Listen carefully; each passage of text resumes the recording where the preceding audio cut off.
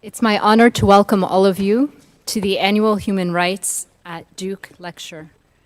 The annual Human Rights at Duke Lecture was established in 2018 as a forum for scholars and practitioners to discuss current human rights, research, and activism.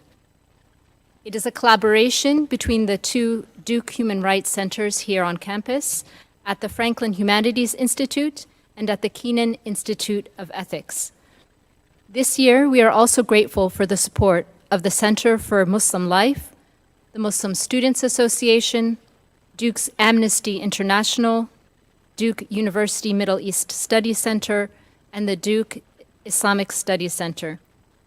Together, we would like to welcome Imam Omar Suleiman in giving the 2019 Annual Human Rights at Duke Lecture on the topic of human rights, faith, and the border. Imam Omar Suleiman is a well-known religious leader and theologically driven activist for human rights. He is the founder and president of the Yaqeen Institute for Islamic Research and an adjunct professor of Islamic Studies in the Graduate Liberal Studies program at Southern Methodist University in Dallas, Texas. He is also the resident scholar of the Valley Ranch Islamic Center and co-chair emeritus of Faith Forward Dallas at Thanksgiving Square, a multi-faith coalition of clergy for peace and justice. He frequently writes for news outlets such as CNN, USA Today, The Guardian, The Huffington Post, and the Dallas Morning News. And in May 2019, he delivered the invocation in the U.S. House of Representatives at the invitation of Congresswoman Eddie Bernice Johnson. He has been active in community service, interfaith dialogue, and social justice work for a number of years, and it is through this work that he came to the attention of Emily Stewart, the wonderful assistant director of the Duke Human Rights Center and the director of Teaching for Equity Fellows program here at Duke. In July 2019, Imam Suleiman was one of the leaders of the Moral Monday on the Borderlands action that took place in El Paso, Texas. With only weeks of advance notice, more than 500 people showed up to witness what was happening to our brothers and sisters on the border. As Emily has recounted, it was a powerful experience to be surrounded by so many people of faith gathering together for a common purpose, to stand up against an injustice felt deeply within. Some saw this moment in history as a reckoning of the souls. Imam Suleiman has also participated in the Love Knows No Borders, a moral call for migrant justice action that the American Friends Service Committee helped organize when the migrant caravan arrived. Drawing from his deep involvement, we all welcome Imam Suleiman to give the annual Human Rights at Duke Lecture on human rights, faith, and the border. Please join me in welcoming him.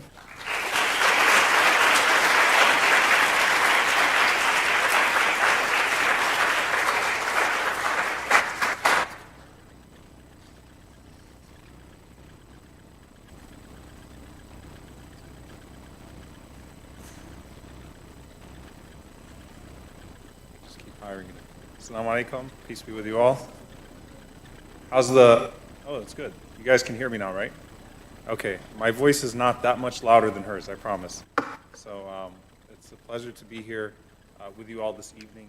We begin in the name of God, the most compassionate, the most merciful, and we pray that He surrounds us with His mercy and that He brings us together in a way that is unifying and in a way that's productive and in a way that we move beyond simply grieving over the horrific situation that we see at the border and otherwise, and actually be mobilized to action. So the way that I want to divide this lecture is to actually start with my own personal experience at working at the border and what I've seen at the border, and then go from there and transition into how we start to compare this crisis to other situations which we see around the world. Should I stop for a moment, or are we good? Is it working? Is it going up and down, or you guys hear me throughout? Okay, good. Everyone gave a thumbs up. So I'm going to start off with just a personal side of this and transition into, again, what's taking place at the border and how we can actually have a serious policy discussion as a country about what we're supposed to do about the situation. Now, on a personal level, my parents are refugees. My parents are migrants. So I understand that reality in a very different way. My parents are both Palestinian. They met at University of Houston. And so my entire reality is American. I was born and raised in New Orleans. And by the way, Zion, Pelicans. So we have a connection now. But, you know, I understood that reality in a very different way because growing up, I knew my parents' story, but at the same time, I hadn't really experienced my parents' reality. They had a very difficult time finding their way in the United States of America, but both of them rose to distinguished positions and were able to not just make the most of their situations as far as the individual American dream is concerned, but to be very giving people and people that taught us as well to care deeply about refugees. And so I have these memories of coming home and, you know, my dad didn't pick us up from school, and when I said why, he said, we gave our car away. Who did we give our car away to? We gave it away to Somali refugees. Another memory of coming home and learning that there were 9 Bosnian refugees that were going to live in our small home for some time until we were able to situate them. And so that idea of being deeply connected to political struggles, deeply connected to people, was something that I grew up with at a very personal level. And then there's the faith-based element of this. As Muslims in particular, where our religion encompasses the prophets of the Old Testament, it encompasses Moses, peace be upon him, and Abraham, peace be upon him, and Jesus, peace be upon him, and of course, Muhammad, peace be upon him. All of them share that common story of migration. They all share that common story of being persecuted and run out by their people. And though God is the ultimate caretaker, in those stories, you always have another human being on the other side that acts as the vehicle of God's mercy that takes them in and that chooses to support them. Again, a vehicle of God's mercy to them. And of course, we're going to do this one. I promise we'll get this right. I feel like I'm at a protest. If you ever at a protest and you're given like a 10-minute speech, you could have switched 5 mics in 10 minutes. But time out.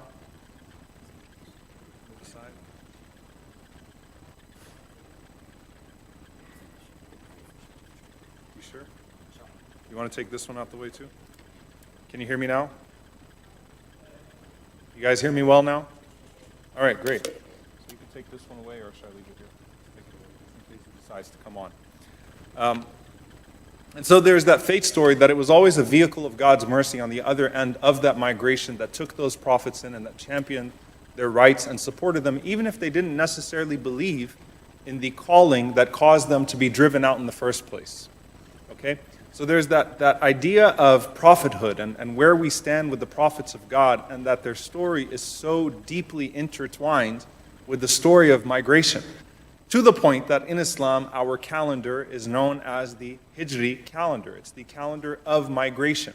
We start our calendar by the migration of the Prophet Muhammad, peace be upon him, fleeing persecution received by the people of Medina, at that time Yathrib, and taking him in and sharing their resources with the Prophet, peace be upon him, and knowing that by sharing with the Prophet and sharing with those that migrated with him, that their society would be enriched, and that they would be enriched spiritually as well as socially by the presence of those blessed people that were fleeing those detrimental circumstances. And there's something to be said also about how, and maybe that's another discussion, but the people of Medina, for those of you that are familiar with the Islamic story of Medina, the people of Medina had their own tribal divisions and were trying to find their own identity, but were ultimately united in supporting another group of people. And in offering themselves, they found the best of themselves in championing the Muhajirin, championing those that migrated from Mecca, and gained the collective identity of being the Ansar, of being the supporters, the helpers. Literally, the name of the people of Medina, those tribes became the helpers. And they were too busy helping the other that became of them to fight amongst each other anymore. And so there's something to be said about our politics as well as a country, when people are united in good, that usually causes things that potentially could pit them against one another to dwindle in importance. because there's a common unifying purpose of good that brings out the best of ourselves, and tribalism feasts on the lowest of ourselves. And so that is the story of our religion. That's the story of our faith. And from a migration ethics perspective, I did a lecture series of which I'm compiling a book right now, 40 on justice, 40 prophetic traditions on justice. If you search up the lecture series, 40 hadiths on social justice, 40 hadiths on social justice. One of them was about migration ethics in Islam and how we draw from that. And I also had the blessing of co-authoring a letter with Imam Zaid Shakir to the Muslim community as we launched the Muslims for Migrants campaign, paying bail money for migrant parents and reuniting them with their families, that talks about migration ethics in Islam. I don't want that to become the source of this discussion, but just to say that there is both a personal experience as well as a faith-based experience. Now, where does my journey with this start? It actually doesn't start at the border of Texas and Mexico.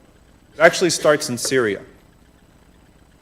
Since the massacre of the Syrian people had led them to Lebanon, Turkey, Jordan, Greece, all over the world, some even in Dallas, Texas, where we are, I had the opportunity over a few years to actually go to the border of Syria, sometimes because of the political situation at the border, actually enter into Dar'a, into Syria, and work with the refugees there, depending on who controlled the border at the time, particularly the Jordanian and the Syrian border.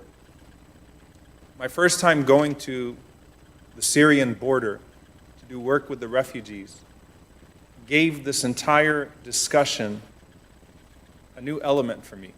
I have young children, and every time I met children, they seemed to be of the same age as my children. I kept on finding that the names were similar to the names that were known to me. My mother was born in Damascus. I'd never been to Syria before the war. And there were two combating emotions as I was leaving those camps, and I had the opportunity to go 4 times. One was the emotion of humanizing the refugees and the people that had been not just tortured and not just having a piece of their lives or their family members taken away from them, but actually creating a human connection with them and feeling activated for their cause in an entirely different way. That's one emotion of connecting to the Syrian people. But the second one was, every time you finish doing refugee work, when you drive out of camps, anyone that's ever been to refugee camps, you can't help but be overcome by despair when you realize that you're driving miles and miles and miles away, and there are no lights and there are no comfortable accommodations that make the nightmare go away for them. And you may have helped 100, but you just saw tents that encompass 100,000 people. And so you start to wonder, well, am I really making a difference here? Am I really making a change? So family separation, the family separation policy was handed down by the Trump administration last year. And of course, that was brought to the attention of the American people, the images of family separation, some elements of which took place under the Obama administration as well, but certainly the country had become acquainted with this topic of family separation in a whole different way. And I and a group of people went to McAllen, Texas, where children that were taken from their families were put and are put in warehouses. Warehouses for tires and glass and all other sorts of materials that have been converted into children detention centers. Child detention centers that we pay hundreds of dollars per each child on a daily basis from our taxes, where people are sleeping on concrete floors with no windows and no one to actually hold the administrators of those camps accountable, or to do proper medical checkups, or to give proper legal access to those children that are in those centers. As we protested outside those detention centers, we noticed there was a bus that was coming out that was full of children. At that time, of course, we acted instinctively. We surrounded the bus in protest. We didn't really know what we were going to do with the bus, but we were all driven to surround the bus in protest. And we were able to hold the bus for about 20 minutes with those children on board. And that's when I had a chance to actually walk up to the bus, and the windows were deeply tinted. and I could see the children through the windows. And so I put my hand up on the glass, and the children on the bus started to congregate around that row, and each one of them would put their hand on my hand on the glass. Some of them were crying, some were smiling, some were waving, some would just put their hand up and stare at me with absolutely no expression, the same blank expression that I'd seen in the faces of the children of Syria. And it was one of the hardest things I've ever had to go through in my life, because it was as if there was another realm of people that were permanently and physically removed from me that I could not even speak to because I couldn't hear their voices. I could see that some of them were crying, but I couldn't actually hear their cries. And perhaps if we were able to converse, I wouldn't have even been able to understand what they were saying because I wouldn't speak their languages. But for those moments, putting your hand on a glass, those of you that are familiar with the cruelty of the prison experience in the United States, where families, where a father or a mother will interact with their child only through glass, putting hands on glass and looking those children in the eyes and praying for them, but not being able to touch them, not being able to comfort them, not being able to hand them a toy, not being able to give them a bottle of water, not being able to offer any type of comfort whatsoever, except for those moments of connecting, never knowing their names, never knowing their stories, just knowing that these were a bunch of children that were ripped away from their families and being transported from warehouse to warehouse. And the fact that some of them, in fact, pretty much all of the children on that bus were willing to give themselves to me for that moment and put their hand on my hand so I could pray for them and I could look at them while I prayed for them, brought this entire spectacle of dehumanization to another level for me. And again, I had to go back to those two competing emotions. Is it about me being able to comfort a few of them, to be able to go home at night and say, I made a difference? Or is it about connecting with them enough to where their humanity becomes so undeniable to me as a human being, to where their cause becomes so precious to me that not only am I activated to work for them and to try to lift them out of their horrific situation, but I'm able also to carry their stories to other people that won't have that interaction. And then I started to realize, if you look at these two images, one of them is Tornillo, Texas. The other one is the Za'atari refugee camp, the biggest Syrian refugee camp in Jordan. The images become identical. You start to see children in tents. You start to see people that live in inhumane conditions. The biggest difference between what I saw in Za'atari and Mafraq in the Syrian tents and what I saw in Tornillo, Texas, was the presence of military in Tornillo, Texas. I had the opportunity to go to Tornillo, Texas, which was known as Tent City, due to an order given by Dallas County Judge Clay Jenkins, where we could offer pastoral care to the children. We were not allowed to take pictures. We were not allowed to share anything of the identity of the children that we would work with, but we were allowed to go pray with them. I took it. A few of us from Dallas decided to actually travel to Tornillo a few times and to work with the children there. I, not speaking Spanish or some of the other languages present in the refugees from El Salvador and Guatemala and Honduras, simply had verses of comfort from the Quran translated into Spanish that did not have any particular specific theological implications, just verses about comfort and verses about ease and verses about love and mercy and supplication. I had them translated by a friend of mine, and I just took them on paper and decided that I would read them. And then we also would sneak in some arts and crafts and just have some time to do basic arts and crafts with the kids that were there. For some of them, their only experience being Catholicism, they just took us all as priests. And so I had bread, and some of them took it as communion. And I didn't realize that was happening until 2 or 3 times when I realized that they were doing communion and I was trying to give bread out, as food and drink. But I would assume that the majority of them had never interacted with a Muslim before, never interacted with an imam before, and were probably just really confused by me.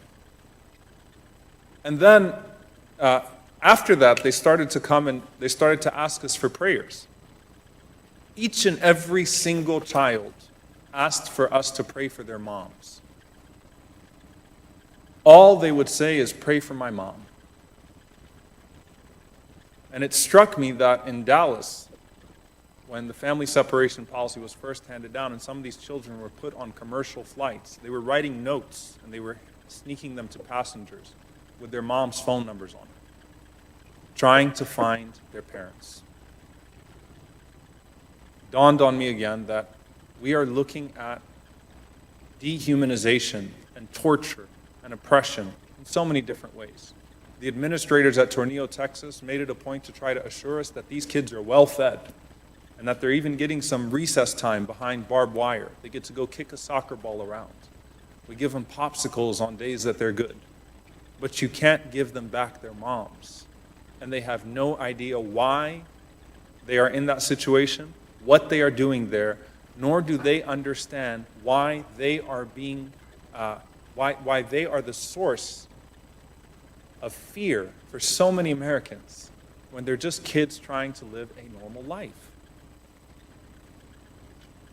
The next image that I'm going to show you is a very painful one, so I'll give you all sort of a warning of this image, but when you start to connect, once again, the dots between poverty and the refugee crisis, the global refugee crisis, and before I actually put it up there, how many of you have seen the documentary Human Flow? It's a fascinating documentary. It talks about the global refugee crisis. You know, if you start to travel the world enough, you start to realize that every refugee camp at some point starts to look the same. Poverty starts to look the same around the world once you spend enough time around it. The conditions start to resemble one another as you start to travel. This next image is one that, two of them that struck us deeply. They're painful, and they look the same. On one side, you have Aylan Kurdi, Syrian refugee who washed up a resort, on the shores of a resort, speaking to the neglect of the Syrian people around the world. A child. We have tried to ignore this crisis. We have tried to tell ourselves that someone else is going to take care of them. And people are being confronted through their TV screens, through their computers, of this global refugee crisis. And it trends for a few days, but just like everything else, Donald Trump tweets something else out and our attention is distracted once again, while they remain in their detriment. Aylan al-Kurdi, when this image came out on the left of that Syrian refugee, there were discussions that took place on the global stage about whether or not this was going to be the one. This was going to be the one that changed the conversation about Syrian refugees and their treatment around the world, their treatment in Europe, the Muslim ban. That didn't happen. On the right side, a father and a daughter that drowned in the Rio Grande, trying to escape persecution and enter into the United States. The father with his arm around his daughter. I cannot imagine what those last conversations were like, of despair, of trying to rescue his daughter and give her a new life. And often, by the way, in the discussion of the migrant children, we demonize the parents. I heard that rhetoric in the Dreamers debate over and over and over again. It's not their fault, it's their parents' fault. But their parents did not come here for themselves or to get better jobs. Their parents came here so that their children could actually have the lives that they could not have. They are not to be vilified. The pain that those parents feel when they do not succeed at giving their children the decency and dignity that they deserve is a very real pain, and one that can indeed be fatal. On the left, Raghat, a Syrian refugee. On the right, Jacqueline Cal, the young girl from Guatemala.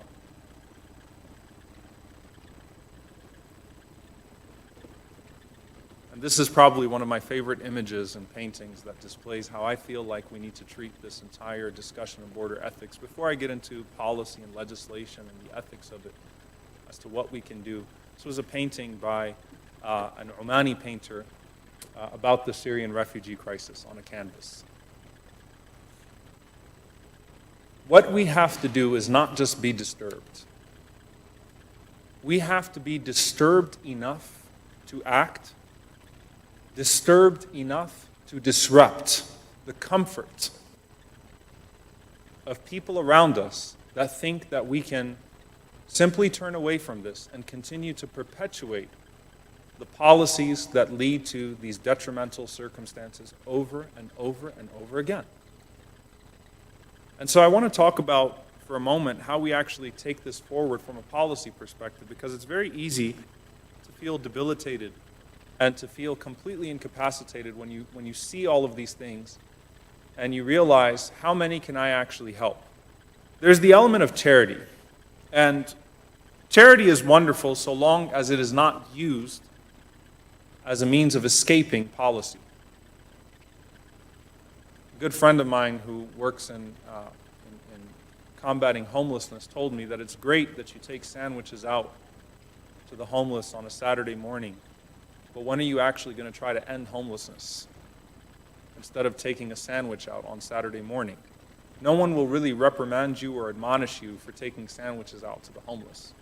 But when you start to challenge predators and slumlords and city councils that are usually bought by some of those same powerful people into the zoning issues and the racialized poverty that continues to perpetuate homelessness, you better believe that you will have opponents and that you will end up being political, even if you just wanted to do charity.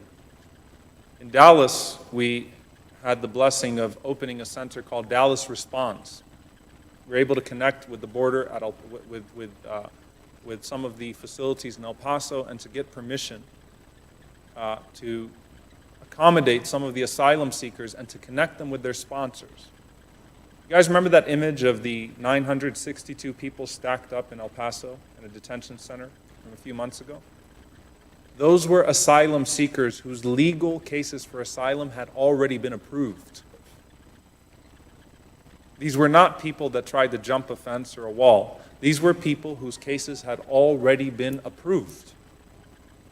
But they were not being given the opportunity to connect with their sponsors. And so they have 72 hours to connect with their sponsors, and we were able to connect with those facilities and to get the permission to host some of those refugees, those migrants, and those facilities in Dallas, and to connect them to their sponsors within 72 hours. And so Dallas Responds pulled together the hotel associations, pulled together the bus networks around the country, airlines, all sorts of things to be able to connect people quickly, but before that, to bring them into Dallas to Oak Lawn United Methodist Church, where they would have a decent transition, where they would be able to sleep in a comfortable place, comfortable in serious quotation marks here, because relative to the facilities that they were leaving, anything is comfortable when you're not standing on a toilet or drinking from a toilet, right? We were able to provide cots and meals and just basic facilities in the meantime while we connected them to their sponsors. Now, one of the things that was fascinating about Dallas Responds is that we were able to connect faith groups that lean politically conservative, that do not agree with most of us on what immigration reform actually looks like. But I'll never forget what the head of the Church of Latter-day Saints in Dallas said. He said, "I don't know what the solution to the immigration problem is or what's happening at the border is, but this isn't it." And the Church of Latter-day Saints mobilized to get those cots provided, to provide all sorts of aid and relief. The Jews and the Muslims competed over who would provide the food. And so breakfast, lunch, and dinner, you had nice Muslim-Jewish controversy over who was going to provide the meals for those people. You had faith groups that came together that showed the best of our faiths and compassion and demonstrated that our hearts are bigger than our policies currently suggest, that there are people that are willing to work and to volunteer to do what needs to be done to relieve some of our brothers and sisters at the border of the pain that they are in. So we were able to connect and we were able to facilitate that. But again, it always comes down to, what about policy? Now, in this America, as far as the left is concerned, as far as Democrats are concerned, Trump is always the lowest common denominator, right? So the brutality of what takes place under this current administration is unacceptable. We cannot have children in cages. We cannot have ICE raids to this level, to this extent. We can't do this, we can't do that. If you watch every presidential debate, you're going to hear the same talking points over and over and over again. But how do you actually move beyond "this isn't it" to something that is longer lasting and something that actually solves the problem? Well, we have a discussion about American foreign aid. And we talk about those countries that we destabilized, that our country destabilized, politically and economically. We deported, or we exported gang violence, ruined political infrastructures, destroyed the economic infrastructures of the very countries that these people are fleeing, created many of those conditions, not 400 years ago, but 50 years ago, 30 years ago, 10 years ago, when you're talking about Honduras and Guatemala and El Salvador. And now, those same people that flee the conditions that we helped create, we say, sorry, you are not welcome here because America first. And so how do we actually talk about foreign aid? So when the discussion comes up about America actually trying to carry out its duties as a country that's supposed to lead on the global scene morally by putting money back into those societies, stabilizing those societies, cleaning up a lot of the mess that we created, then it becomes a discussion about our foreign aid, where our country has no problem whatsoever spending billions and billions and billions of dollars to either kill people and destabilize regions or maintain our positioning as the United States of America, our power in certain regions around the world. We have no issue putting billions and billions of dollars in military aid to nations that we have no business whatsoever giving money to, so that they could maintain their control and maintain their power and maintain our American interests in those places. But when it comes to us taking the responsibility of helping to clean up much of the mess that we created, then suddenly the discussion about foreign aid comes in once again. When we talk about private detention centers and the discussion about private detention centers, I want you to look up Southwest Key and understand how Trump donors gross $450 million off of the same policies that Trump is creating. And recognize that what we're essentially talking about is a government trafficking operation that we're simply turning away from. But is it really immoral, or is it really radical to challenge the existence of private detention centers and to ask ourselves, why is it that these detention centers are able to make money off of the policies that continue to yield catastrophic conditions for human beings at the border or otherwise? When the discussion of abolishment of ICE comes up, oh my God, you are a radical. How dare you talk about abolishing ICE? Don't you realize that, you know, when those airports that Abraham Lincoln and Ronald Reagan were under attack, it was the ICE, the ICE agents that came in and that protected America's integrity? If you have a driver's license, you're older than ICE. But this idea that it's somehow a historical American institution has solidified itself in so many people's minds that till now, I think to my knowledge, the only Democratic presidential candidate that's actually said that we should abolish ICE or and redistribute some of the money that's been allocated to it to other institutions is Bill de Blasio. I don't know if anyone else has actually taken that position of abolishing ICE, because you sound like a crazy radical if you talk about abolishing ICE. Now, in order for us to properly understand it, well, we need to understand its formation, its establishment in the first place. From an ethical perspective, ICE was formed out of the Department of Homeland Security, which was created under the Bush administration. DHS was formed in an Islamophobic climate. The entire institution of DHS was formed in an Islamophobic climate. It was formed, in my mind, and I think objectively, in a lie that Muslims are more dangerous than other people, which America's 1.5 a day mass shootings would tell you we've got much bigger problems than Muslims. But it was formed in a lie that Muslims pose a greater threat to the homeland than other people. And many of the initiatives that stem from that are rooted in Islamophobic thinking. ICE was formed out of DHS, also out of a lie that immigrants pose a greater threat, that illegal immigrants pose a greater threat to society than ordinary Americans. Where objectively speaking, areas where there are high portions, high populations of undocumented immigrants, where people are in that situation, you do not find any correlating evidence to suggest that people that are undocumented are more violent or more likely to be of a threat to the homeland. And so if you think about this idea that, that someone actually thought that it was a good idea to create a military-like force and allocate billions and billions of dollars every year annually to send this militarized force through impoverished communities of schools and places of worship and courthouses, and stop people in Walmart parking lots and ask them for their passports, and then strip them away from their families and put them into the system where those same private detention centers are fed and putting that family in permanent detriment was a good idea. And it's for the safety of the United States of America, then we need to have a broader discussion. What I always tell people is that before we could talk about abolishing ICE, we need to talk about abolishing the premise of ICE, because it's a false premise, an entirely false premise that the agency was founded on. After Muslim ban, Dallas has the largest ICE raids around the country. And after Muslim ban, just a week after Muslim ban, there was a well-known, honest man that was picked up by ICE in the community.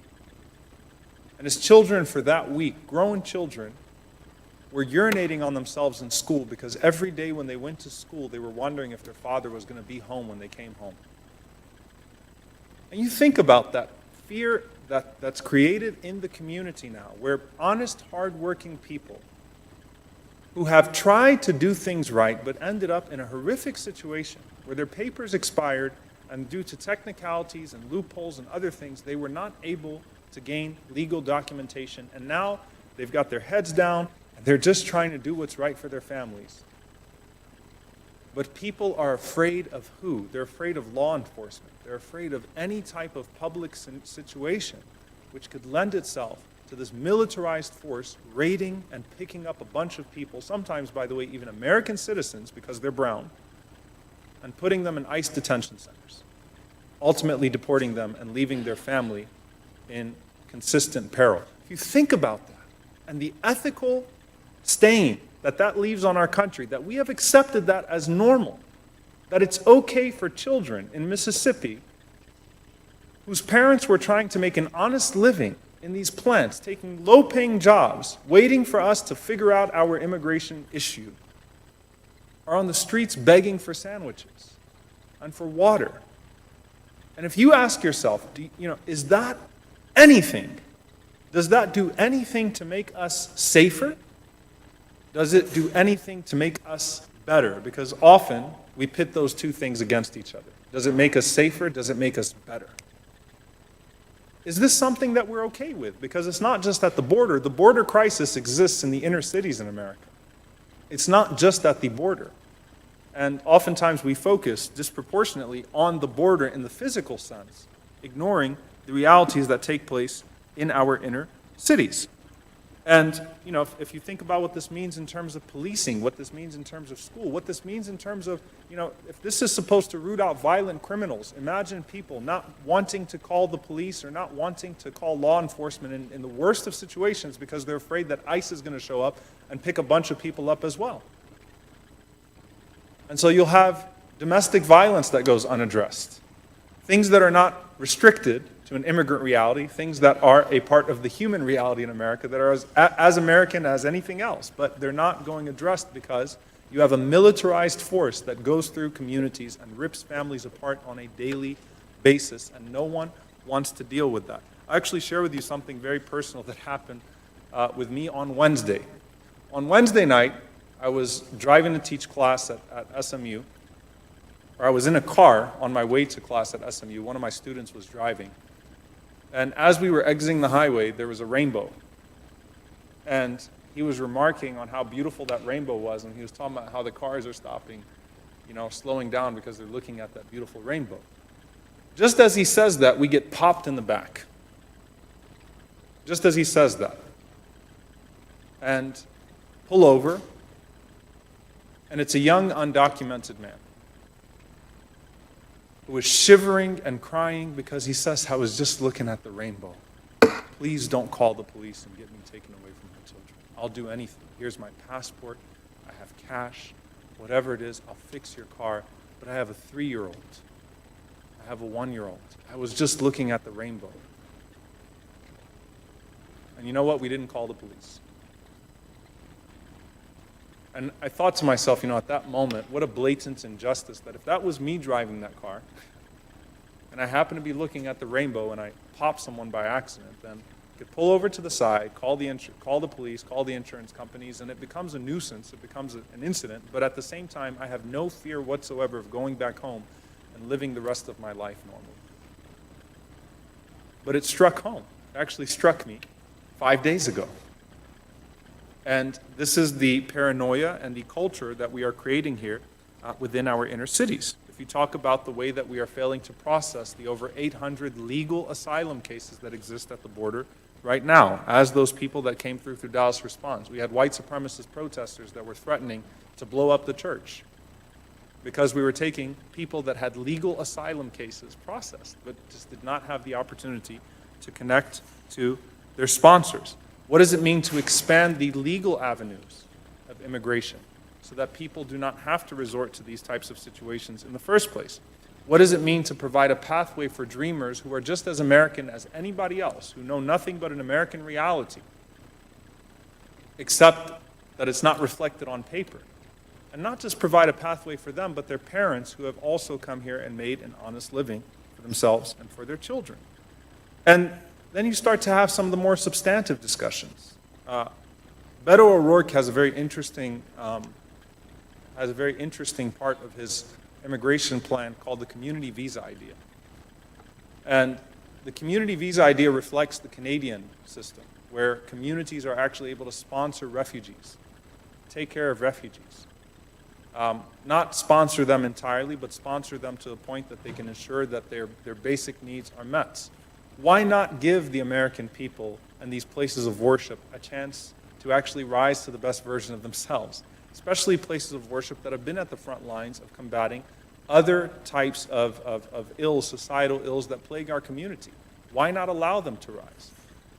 If we had a substantive discussion about what it means to decriminalize crossing into the border, once again, there's this idea that things are historically applied, and so when you say decriminalize crossing the border, illegally crossing the border, it sounds like what you're talking about is letting ISIS and all sorts of horrific gangs overrun the border.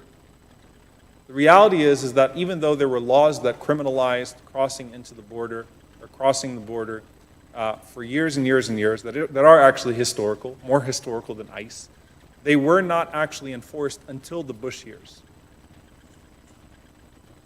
And I don't recall us having this massive immigration problem in the 90s, where gangs ran the border and the country started to fall apart because suddenly you had illegal immigrants that were coming into the country and forming all sorts of cities within cities, right? So these are challenging and substantive discussions that we have to have. You saw the Democratic presidential candidates when the question of health care came up, when you talk about universal health care. Do you also mean universal health care for illegal immigrants? And, oh my God, no, wait, hold on. We have no issues taking taxes or Social Security from people who are undocumented. Shouldn't there be a basic ethical function of what you put into the system, you get back as a guaranteed right? And so the challenge becomes, how do we actually start to form a moral framework that addresses these issues, not in isolation of one another, but in a comprehensive way. And so I want to put forth a few ideas here, and then I'll open it up to Q&A. Number one, the value of a human being, the sanctity of a human being, and actually looking at the sanctity of a human being as the foundation for any discussion of any person, whether they are American citizens, legal immigrants, or migrants that are undocumented, starting with the value of a human being. And I actually want to read a statement from Dr. Martin Luther King Jr. That I found very important to this discussion. I had the blessing of being at University of Michigan last week, and I gave a lecture on the intersecting legacies of Malcolm and Martin. And one of the things about Dr. King is that in those last 3 years of his life, his view on Vietnam, not just his policy on Vietnam, but the evolution of what he was saying about the Vietnam War, is very instructive. When Dr. King first challenged the Vietnam War, he challenged it on the basis of America spending money on war while it had plenty to spend on here in the United States. If we could not rid ourselves of poverty and the horrific conditions that take place domestically here in the United States, how could we send, these tens of millions of dollars to war and destroy other countries in the process? And then it evolved into something else. Dr. King started to talk about how we were sending off people that did not have liberties here in the United States to fight for that same liberty that they were being deprived of. Sending African Americans off to war to fight for liberties, to guarantee the liberties and freedom that they were not experiencing in any substantive form at the moment. And then, if you look at 67 and 68, before Dr. King was assassinated, something happens in his thinking and in his speeches. He starts to talk about the war from the perspective of Vietnam, of the children on the other side, of the people that were experiencing war, not just from this side of the barrel, but the other side. And Dr. King said something that I find stunning in this regard. He said, a genuine revolution of values means, in the final analysis, that our loyalties must become ecumenical rather than sectional. Every nation must now develop an overriding loyalty to mankind as a whole in order to preserve the best in their individual societies. Imagine then what Dr. King would say to America first, with the implications that that statement actually comes with. And so you start from a moral framework, which is seeing every human being essentially as a human being that has their dignity protected, and that when we take care of other people, that when we open ourselves to cater, to care, to show compassion for other human beings, that it brings out the best of our patriotism, it brings out the best of our humanity, it brings the best out of our religious beliefs as well. You get to see people, there's this concept in the Quran of people competing in good. You get to see religious communities competing to do good, competing in this belief, not just that every human being is a human being that has God-given rights, but every human being is honored and dignified by God. And to not honor and dignify that human being is actually to not honor God himself.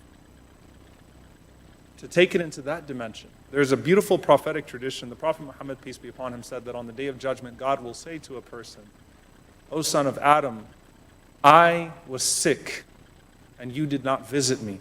I was poor and you did not provide for me. I was hungry and you did not feed me. And so the Prophet Muhammad, peace be upon him, said that a person would say to God, Oh God, how could I feed you and you are the Lord of the worlds? And God would say that, don't you know that my servant so-and-so was hungry, and had you fed him, you would have found my reward with him?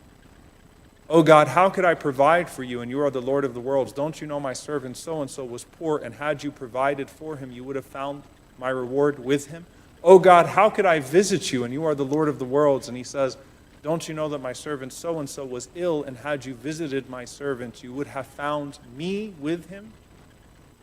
So this idea of actually operating first and foremost from a premise that every child is dignified and honored by God, and when you don't honor and dignify that child, you are dishonoring yourself. You are dehumanizing yourself. You know, Dr. King talked about racism not just being dehumanizing to the victim of racism, but to the racists themselves.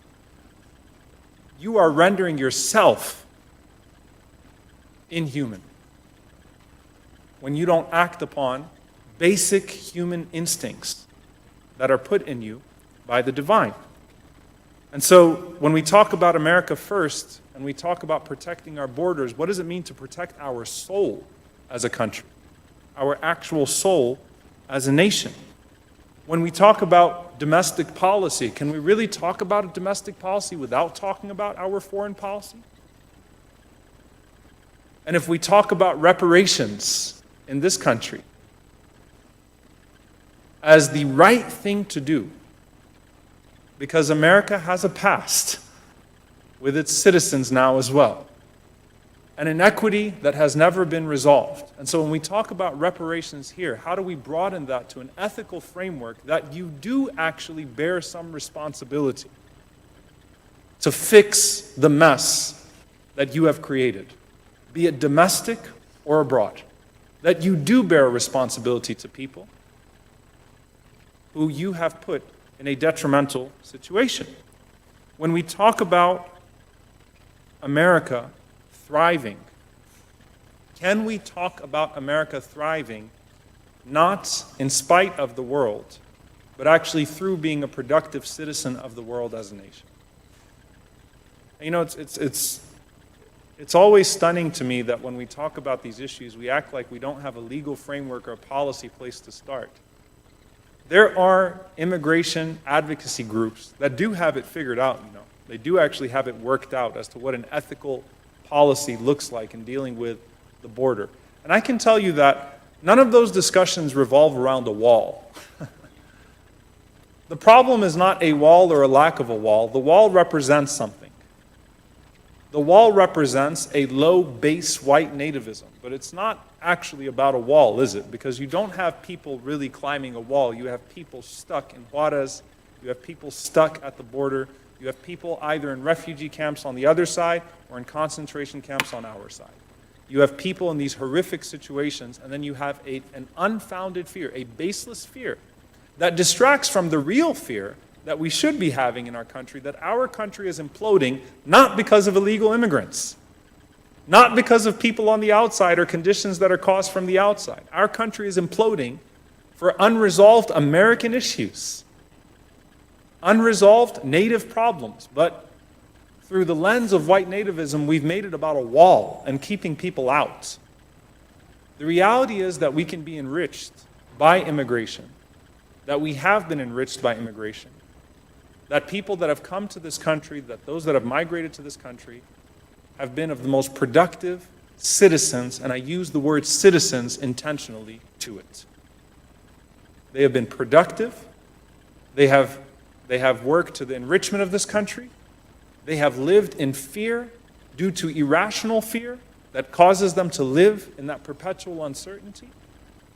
And we have a responsibility as people of faith and people of no faith to not just challenge our country to act in a more dignified fashion towards them, but to challenge our country to live up to its purported ideals.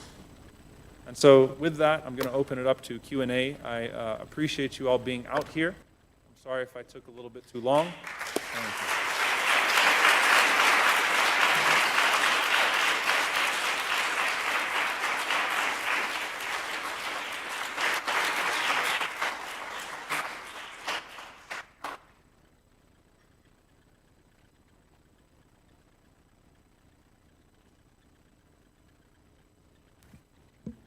Is that working? Oh my goodness, it's working. Thank you so much, Imam Suleiman. And I just want to let people know that if you want to use our overflow room for prayers, it's just to the left in East Duke 108. And please feel free to come back as we have a question and answer session for about 30 minutes. And several small rooms that you can feel free to use if you would like to. We are going to open it for question and answer. This mic is very sensitive. So we have this mic, which Omar Ben Alal will take around if you raise your hand. If you prefer to write out a question, we also have note cards that we will be handing out. Emily, do you have the note cards? Omar has the note cards. He's multi-talented. If you would like a note card to write out a question, please raise your hand, and Omar can come around and give you one. Or Zach can go around and give you one. If you would like to ask a question, I would just ask you to try to make your question relatively brief so we can include as many people as possible. And if you could kind of restrict it to questions as opposed to comments, we would really appreciate it. Finally, after the event concludes, just outside, we have some desserts and tea. So you'll have a chance to talk to Imam Suleiman outside in the lobby here. Please feel free to stay, have a little something to eat, and continue the conversation informally. So you're going to take it over there, because you're much faster.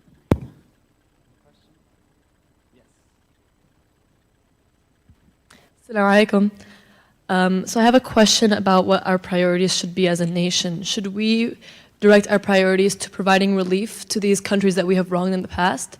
Or should we direct our attention to treating the refugees with better conditions? So that's a great conversation. I think the first thing is to not allow those two issues to be pit against one another. And so it was very interesting when Muslim ban happened. Around that same time, I think it was a few months afterwards that Trump had bombed certain facilities in Syria. I don't remember which ones, because he talked about how he was just enraged when he saw the facility, when he saw the chemical attacks used by the Assad regime, and felt compelled to actually take action, to take military action against Syria. And a lot of people cheered that on, and it was sort of like, you do realize that the same people that you've turned away from our border in Muslim ban, and people don't realize the restriction. I don't know how many Syrian refugees actually were admitted into the country in 2018. I know that in 2017, I believe it was only 18 people total, 18 total Syrian refugees that actually were admitted into our shores.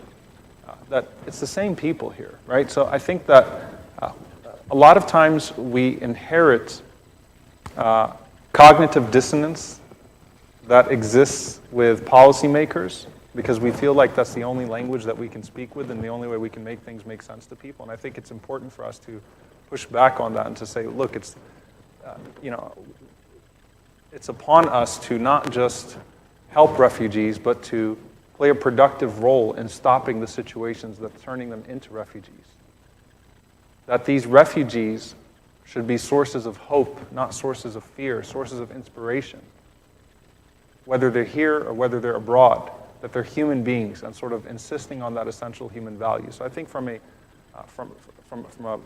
activist perspective, or from the things that we do, I think we have the capacity to do both. I think that the more you interact with people on a human level, the deeper of an understanding you gain of their situation. And so I would hope that Americans that have this idea of refugees or migrants would actually take the time to meet people and to listen to them and to listen to their stories. Something changes about you when you see one of those kids. If you look up, there's a BBC documentary called United States of Hate. United States of Hate was about my community in Texas.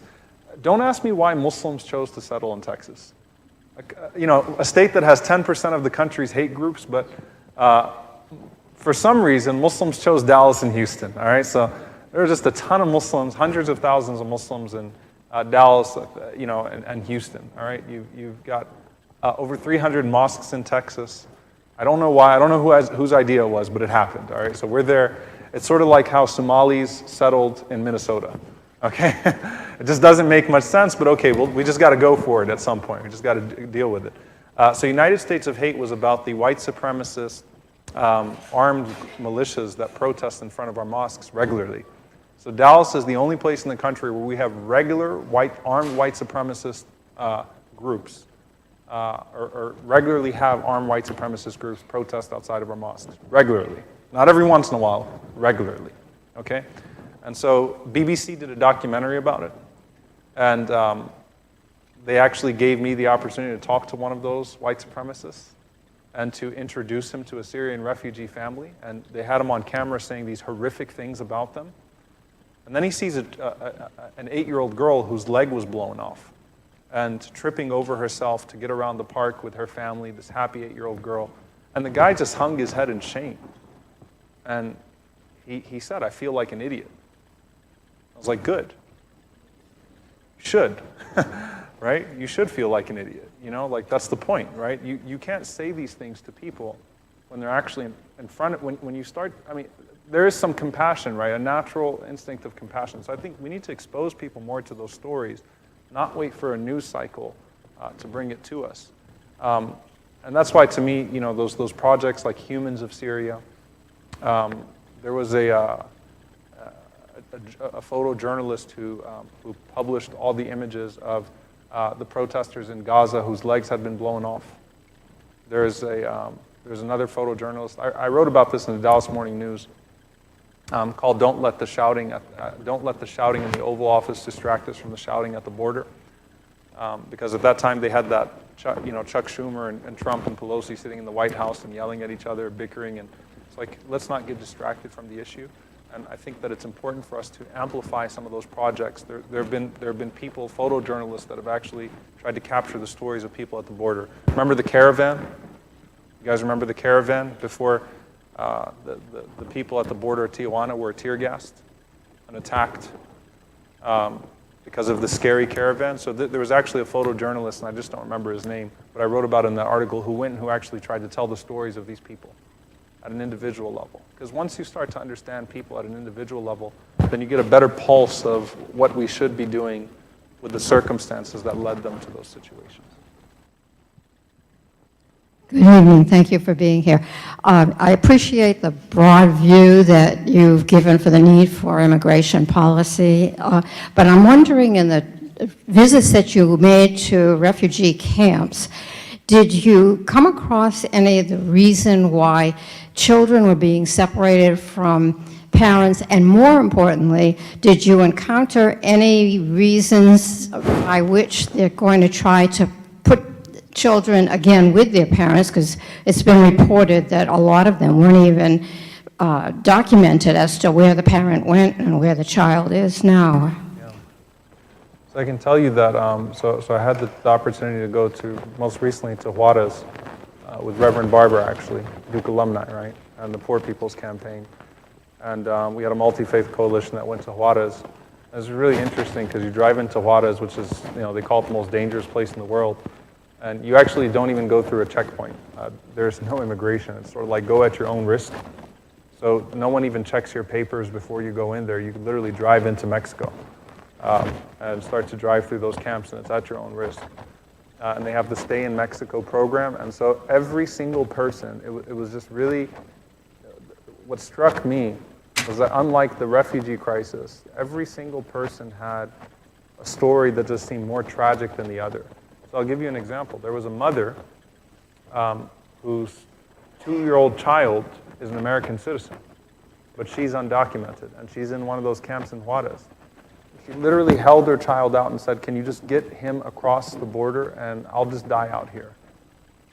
But just let him, I want him to have a chance at life. And you think about that, and that's why I think about demonizing and vilifying the parents. These parents are so selfless. I mean, she literally said, I don't care, I'll just die out here, but can you take my baby across the border and he'll figure it out, just connect him with someone so he can figure it out and he can have a chance at life. I mean, those types of situations you come across, and every story was more tragic than the other.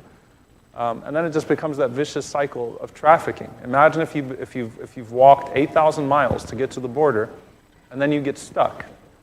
And then, the only way that you can put food on the table for your child is to literally, become a part of a trafficking operation.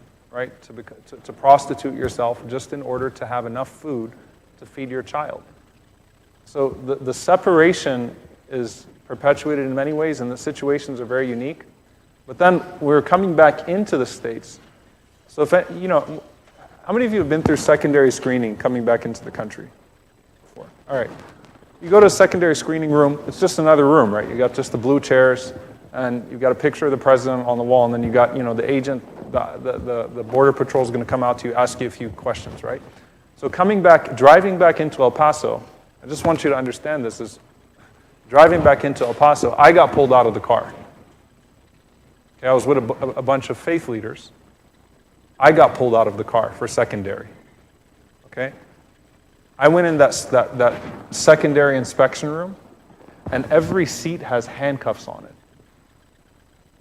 They cuff you for no reason. I mean, why would you cuff people for secondary, right? For questions as they're coming into the country.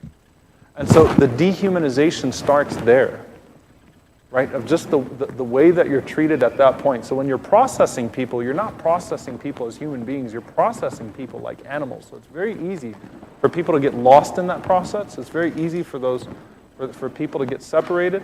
And then if we didn't have the ethical calling to take basic measures in the beginning to treat people humanely, why would those same people and those same agencies then really exert themselves to try to bring those people back together, right? That dehumanization starts at the border. And so when you're ripping people apart, you don't care who you're throwing into what warehouse or what detention center or what prison cell. You don't care if you're getting the paperwork right because you don't care about the people that you're processing. And, the reality is, by the way, and I actually would make an admission, that this is not just a Trump problem. A lot of the stuff was happening under Obama. A lot of the stuff was happening under the Obama administration. I think a lot of us were not aware to what extent that this stuff was already happening. But more people were deported under the Obama administration than the Bush administration. He expanded ICE. And though the Dreamers legislation was put in, we've had a broken immigration system for a very long time, and I think just with everything else, Trump just amplifies everything through its extreme ugliness,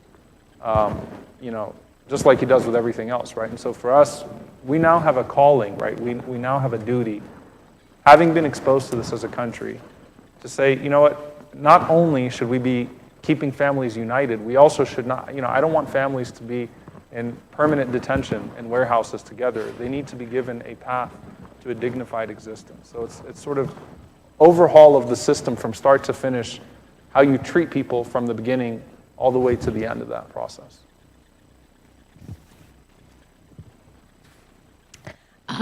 Firstly, thank you for sharing these stories with us. In terms of the process of dehumanization, there's a lot of misinformation, right? So a significant majority of people don't know that much of the people in detention centers are legal asylum seekers. So how do we as people, but also content creators and journalists and consumers of social media, tackle that irresponsibility and that misinformation? Yeah, that's a great question. I think I alluded to this, but let me just be more explicit.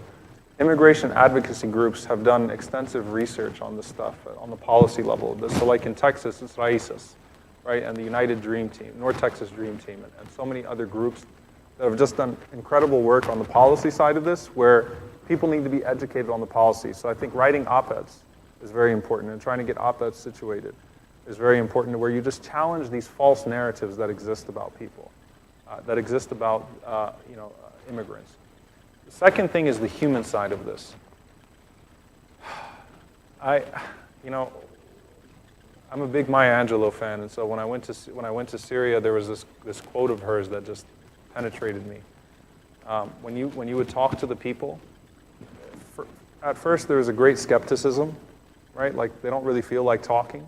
There's that blank, and then when they start to open up to you, then they tell you everything about their lives, right? They'll tell you where they came from. They'll tell you what they used to have and why it was taken away from them. And I used to be this and I used to be that, because they haven't been heard for years and years and years and years. So they just open up.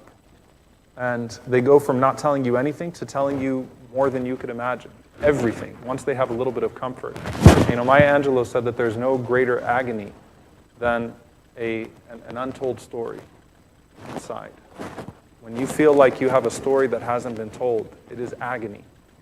When all people see you as are a bunch of scattered refugees and poor people that are trying to take their stuff. It's like I had an identity. I was not a refugee. I was not a migrant. I had something. I am somebody, right? I am somebody. You know? That concept. So storytelling is important, and I think that there's the bridge here. The Aylan al-Kurdi and the Jacqueline Cal, the bridge here is that you need to have the story, generate the momentum from the story, and then have a clear policy path that is articulated in the midst of that story as that momentum is created, and then push for it. So I think it's all of us sort of working hand in hand, but don't try to recreate the wheel. Don't try to recreate it, because you've got groups, immigration advocacy groups, that have done the research, that have done the work. It's important to work with them and to see how we can actually move people towards policy makers. And not just shattering these myths at the public level, but also pushing forth facts at the policymaker level, for facts to actually drive the conversation at the policymaker level. So 2 questions from the floor, and I'm going to ask them together. What has been the most challenging expectation in your own thinking that you've had to change? What did you not expect you'd have to think about? That's the first one. And the second one is, you mentioned the significance of understanding human experiences, especially in the current politicization of the refugee crisis. It has become so important to learn about the deeply human experience. For those of us who do not currently have the capacity to go directly and talk to the people who have experienced such inhumane and undignified circumstances, do you have any particular readings or documentaries that you feel depict individuals' experiences well? Okay, wonderful. So the first question, I think that one thing I always struggle with is the urgency of the moment and the generational implications of our current policies, right? So it's, on one hand, it's like, I just want to protest 24/7. I don't want to stop protesting. I just want to live at the border and do nothing but continue to protest and protest and protest and just say, America, what the hell is wrong with you? How do you go to sleep at night knowing that this is happening in your country, that these ICE immigration detention centers exist around you, and that this brutality is taking place and you're not doing anything about it? And then on the other hand, it's like, well, how can you play the long game and push forward? And so naturally, you know, wanting to just channel relief and aid can sometimes overwhelm you, because it has, there's something fulfilling about actually being able to sit in front of someone and immediately relieve some of their needs, right? But I'm still not, those children are still not, you know, going to schools. There's still not a dignified existence in place for them. And I'll tell you one of those moments that actually changed a lot for me, when I was sort of struggling with, okay, well, I helped 100 people, but I just drove away from 100,000 people. This young girl, Syrian refugee once again, and to me these situations are identical. I operate out of the same love for these people, and I see them in the same light. And you know, I look for those moments that make something click. And so there was this young girl named Rahaf. Rahaf was 14 when I first met her, and I actually marked the location of her tent so I could go back every time I went back to see her again and check up on her family. And Rahaf, you take food and water and stuff to her and medical supplies. She doesn't want any of that. We took micro homes, like little trailer homes to the Syrian refugees. She didn't want any of that. She just wanted education. She wanted to go to school. And so at 16, I actually sat with her and I said, why do you want to go to school so bad? You know, and she said that I need to be educated because I need to lift my people out of this condition. And I said, well, what do you want to be when you grow up? She said, I want to be a lawyer. So that's interesting. You want to be a lawyer? What type of lawyer? She said, a human rights lawyer. So that and she actually said, I want to prosecute Bashar al-Assad at the UN court for crimes against humanity. She said it with such confidence in her voice. I was just blown away by how she didn't flinch. This wasn't a cute story. This is what's been occupying her mind for the last 7 years. Is that I'm gonna grow. I'm gonna be the one to champion my people. And so what I realized in that process is that, you know what, even if you help, no one can lift the people like their own. Right? There was something, again, last week I was just talking about the intersection of Malcolm and Martin. There was something poetic about Malcolm because Malcolm was set up to fail in America. He literally was the black tragedy, the African American tragedy in person, incarnation, right? That everything was set up against him, facilitated his disaster, and instead, you know, he built himself up to be an adequate spokesperson of his people and refused to succumb to all of that.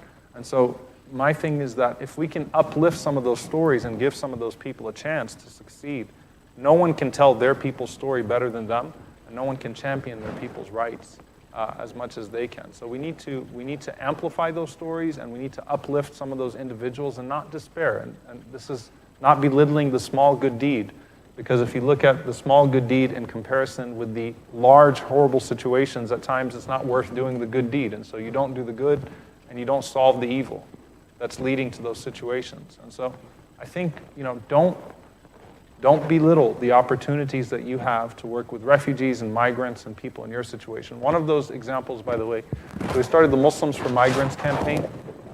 Imam Zaid Shakir and myself through Celebrate Mercy. We raised over $150,000, which is enough to free over 15 people, to reunite families. Some of these people that we were able to free from detention had missed the birth of their own children. And you know, I don't want to say the beauty of it, but what was really amazing is that none of them actually know that they're going to be freed. So some of them had been in there for so long, and it's like someone just paid your bail, and it's like, wait, what? Who? I mean, they had no idea that someone was going to pay their bail. And they got out, and all of them are committed unanimously, each one of them. No one wanted to just go home and forget about everything that happened. Each one of them said, how can I help the campaign? How can I now help other people? And so I want to actually put that on everybody. Please go to launchgood.com/migrants and read about our campaign. Launchgood.com/migrants and read about our campaign, because my hope and dream is that we'll actually be able to expand that campaign, and every time they lock someone up, we will free them. And hopefully each one of them will become a spokesperson for their people, and we could then amplify their stories using the media, using the arts, and then push for policy, put those people on Capitol Hill. I was there on Capitol Hill when you had some of the Yemeni children whose parents were blown up in drone strikes that were funded by our government, and people could not look them in the eye. People hung their heads in shame. Even people that had some of the most vitriolic, bigoted speech couldn't look those children in the eyes because they knew that we did that. We put them in that situation. We need to disrupt and make people uncomfortable, starting with ourselves. And so I think amplifying those stories is important. I'm not from here, but I'm sure there are refugee services here. Are there Syrian refugees or any type of refugee services here in North Carolina that you all are aware of? Mm-hmm. Who can connect the questioners? There you go. Omar, the man who can do it all, right? So, and connect you all. Yeah, go ahead.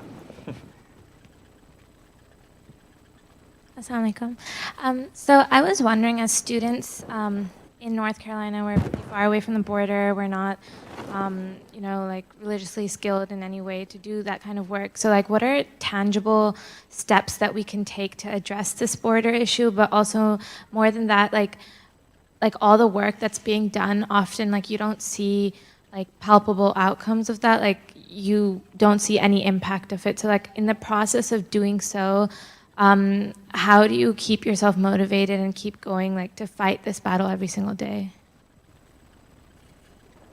So again, there's this element of analysis paralysis. It's just too much going on, so I can't do anything. You can do something. You have a role to play. I don't know which groups in particular work out here that do immigration advocacy. Can anyone shout some of them out? Anybody? Immigration? What is it? Church World Service. You got.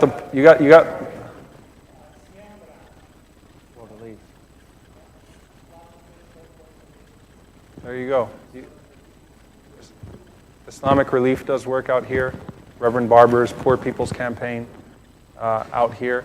So I think connecting with those groups and seeing what we can do to uplift them and just playing a part in being a volunteer and being an extra person. You'd be amazed how short-handed these groups are, even these major issues that actually dominate our political discourse, like you'd be amazed how little volunteers these groups can usually find to actually just do some of the legwork that's necessary to make meaningful change in these things. So I think connect with some of these groups and see what you can do to make meaningful change in your capacity.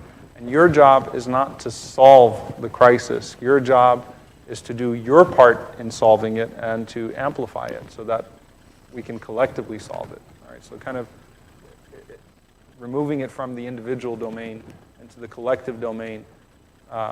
This country needs to be very uncomfortable right now. It really needs to be uncomfortable. And the border is not in El Paso. The border is in your ICE detention centers here. It's not in El Paso. It's here as well. So we've got to shine light on those things as well and do our work so that people are aware of those as well. I would recommend frequent protests in front of your ICE detention centers. People need to know where the ICE detention centers are. I need to know what's happening. Okay, what's that? Sorry, you said something. I'm right here. For the sake of time, this will be our final question for the evening. Good evening and thank you. My question is, what do you think of this new phenomena that was starkly evident in Houston, Texas yesterday with the Howdy Modi rally, wherein 50,000 immigrants who were in the stadium, they cheered about the bragging of Prime Minister Modi about 11 million people from Kashmir being held in an open-air prison 50 days and counting, and cheered President Trump when he talked about making more stringent policies for the border. These were 50,000 immigrants who have been, fighting for their minority and immigration rights, and they cheered President Trump talking about making the border more stringent.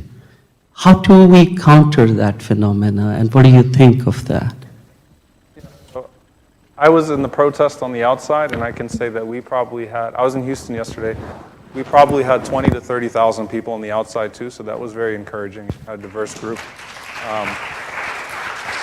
That was a diverse group of people outside in Houston heat, which is not easy to deal with. Protesting what was going on the inside. Let me just say this, people ask me, but they counter and they say Trump's Muslim ban is not really a Muslim ban, because he didn't ban all Muslims, he didn't put it on all Muslim countries. And I tell people, Trump doesn't hate Muslims. Trump loves rich Muslims that give him money to do horrible things. Trump is, he's got his resorts in some of these countries, he's making money off of some of these countries, he will put his hand in the hand of any, Muslim dictator that's going to further enable his global policy. When it comes to white supremacy and the global rise of fascism, it was really interesting because what's his name, Breivik, who carried out the massacre in Norway a few years ago, Andrew Breivik actually cited the RSS, cited Modi's group as inspiration for his white supremacist attack, because he saw quote-unquote Hindu fascism, and I hate to use the word Hindu because the real Hindus were the ones that were protesting with us against Modi yesterday. I don't like to assign that to a religion, but this group of nationalists and fascists in India have been an inspiration to white supremacist movements globally. And so people are not looking at this through the lens of color, they're looking at it through the lens of nationalism, and they're looking at it through the lens of fascism. And the reality is that I went to Christchurch after that massacre in March, that terrorist attack in March. And I read through that manifesto, okay? We are importing fascism now. We are importing terror. As much as the world is looking at what's taking place in our country right now and repelled and disgusted by it, these nationalist movements are gaining traction. Steve Bannon is going around Europe riling them up and using America as a successful project, as an example of a successful project. So what changed? Modi was banned from the only person ever, it's just incredible, the only person ever banned from entering the United States under the International Religious Freedom Act was Modi for the massacre of thousands of Muslims in Gujarat. What changed to where he was given this glorious welcome last night? By the way, not just by Republicans, there were some Democratic Congress people in there too. You know what changed? Money. It was, those people, some of them who deem themselves allies to the Muslim community were standing up on the stage, handing him these gifts, while Trump and Modi shouted or played to these fascist sentiments. Ted Cruz, Cornyn, of course, did their thing. You also had Democrats that were there too. The problem is that it's fascism and then the inability to take a principled stand against fascism that continues to enable it to grow. And so, why? Because this isn't really about color, it's not about religion, it's about power. It's about power. And so, nationalism, though it may have different iterations around the world, it is one ideology. Similar to how European white supremacy is no different from American white supremacy. Nationalism is one hateful ideology. So my message to people is, if tyrants recognize a shared stake in one another, then it's about time that oppressed people and recognize their shared stake in one another as well, and that we stop looking at causes and look at the cause. Unite those causes as one, right? So if it's an occupation here, an occupation there. If it's apartheid here, apartheid there. If it's terror there, it's terror here. It doesn't matter who the victim is, because the hate that it's operating out of is the same. So it's important to tie those movements together, not as a means of diminishing those movements or disproportionately assigning efforts to some of them over others, but as a means of recognizing our shared interests and working together, our shared humanity, and repelling it. So I'll be honest with you, I was very encouraged with the amount of people that came to the protest outside, and I was so encouraged by the diversity of the people that were at that protest. I mean, you had the amount of people that came from the Sikh community, right, to that protest. It was absolutely beautiful. You had people that have no connection whatsoever to India or Pakistan or Kashmir, but they were all there. People that took buses from around the country to be there at that counter-protest. So that's where my hope lies. It lies in the fact that more people, or that there was a greater diversity of people on the outside than there was on the inside that were cheering on that hateful ideology. Please join me in thanking Imam Suleiman one more time. Thank you so much.